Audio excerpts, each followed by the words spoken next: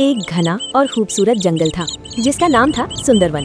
इस जंगल में रहता था एक छोटा सा प्यारा बंदर। नाम था उसका बबलू। बबलू थोड़ा नटखट था लेकिन दिल का बहुत अच्छा। उसे नई नई चीजें खोजने का बहुत शौक था। हर दिन वो जंगल में इधर उधर घूमता और कुछ नया ढूंढता। एक दिन बबलू जंगल के सबसे पुराने बरगद के पेड़ के पास खेल रहा था। तभी अचानक उसकी नजर जमीन पर पड़ी एक चमकती हुई चीज पर गई। बबलू धीरे धीरे पास गया और देखा वहाँ एक पुराना धूल से भरा चश्मा पड़ा था। उसने सोचा, अरे ये यहाँ कैसे आया। जिज्ञासा में आकर बबलू ने वो चश्मा उठाया और अपनी आंखों पर लगा लिया। और फिर कुछ ऐसा हुआ कि बबलू दंग रह गया। जंगल के साधारण पेड़ पौधे अचानक सुनहरे और रंग बिरंगे हो गए। पेड़ों पर फल नहीं बल्कि टॉफियां और खिलौने लटक रहे थे। बबलू की आंखें आश्चर्य से फैल गई।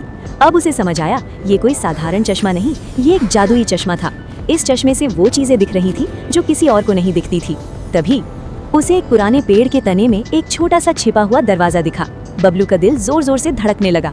थोड़ा डरते डरते उसने दरवाजा खोला। अंदर एक लंबी चमकती हुई गुफा थी। बबलू हिम्मत करके अंदर चला गया। चलते चलते वो पहुंचा एक बहुत बड़े हॉल में और वहां जो उसने देखा उसे देखकर उसकी सांसें रुक गईं। चारों तरफ ढेर सारा खजाना पड़ा था, सोने के सिक्के, हीरे, मोती। बबलू खुशी से उछलने ही वाला था कि धड़ाम, गुफा का दरवाजा अचानक बंद हो गया। पूरा हॉल अंधेरे में डूब गया और फिर अंधेरे में चमकने लगी दो बड़ी बड़ी लाल आंखें। बबलू डर से कांप गया। आखिर वहाँ कौन था? क्या बबलू उस गुफा से बाहर निकल पाएगा? ये जानने के लिए इंतजार कीजिए अगले भाग का।